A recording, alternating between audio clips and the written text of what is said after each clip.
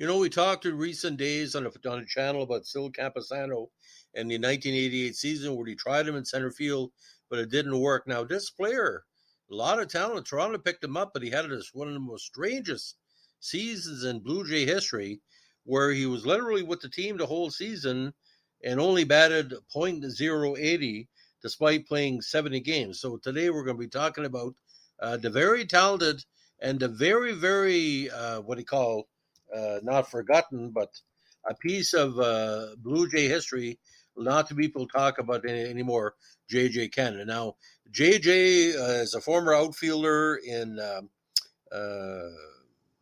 Major League Baseball, of course, played with Houston and Toronto. Ironically, he was born in Camp Lejeune, North Carolina on July 13th, 1953. 6'3", a little bit over 200 pounds, big, solid player. The outfielder grew up in the Anne Arundel County in Maryland. He was a first-round draft pick of the Astros in '74 out of Pensacola State College. Now, he eventually spent part of 4 seasons in the majors with the Astros and the Blue Jays. Now, he broke in with the Astros on September 22nd, 1977, under a lot of interest, because his skills were very strong. Now, that first season in Houston, he played in 9 games with only 2 hits, but 2 of those hits were doubles. So he was drawing a lot of attention. 78, up and down the minors, played 18 games with the big club. Now, Toronto decided to take a chance on him in 1979. It was a busy outfield. Lloyd Moseby was around. He played 61 games with Toronto that year with 142 at-bats, 30 hits, a double, a triple, a home run, 5 RBIs. So he played in 61 games, only 5 RBIs on 146 at-bats. Now, 1980 season, we figured, hey, he's going to end up in the minors. But, ladies and gentlemen, he played 70 games in Toronto, mostly as a late-inning replacement, with only 51 plate appearances, 50 at-bats, 16 runs, 4 hits, and was also stealing an occasional base. Now, with all the top players in the Blue Jays, people wondering why he would be brought in as pretty well a number 4, number 5 outfielder. Well, at the time, Toronto was still in development stages, and you weren't to the level they were in the early 1980s. Now, upon his retirement as a player, Cannon, a very well-liked individual, became a minor league coach and manager. He managed for 11 seasons in Toronto, Atlanta, and Houston, taking the Lexington Legends to their first championship in their inaugural season in 2001. His most recent baseball job, which was in the late 2000s, was as a field coach for the Frederick Keys, the Carolina League affiliate of the Baltimore Orioles.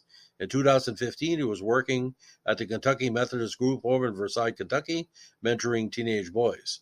Now, the Cannon career batting average, 176, 1 home run, 11 runs batted in.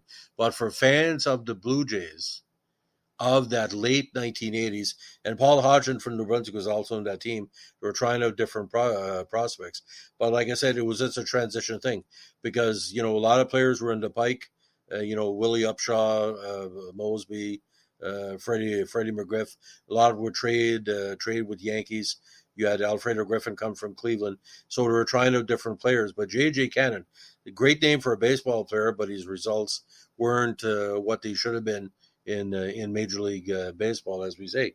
Now, the idea, I think, why Houston got rid of him is because obviously they had a very strong outfield and a lot of prospects coming up.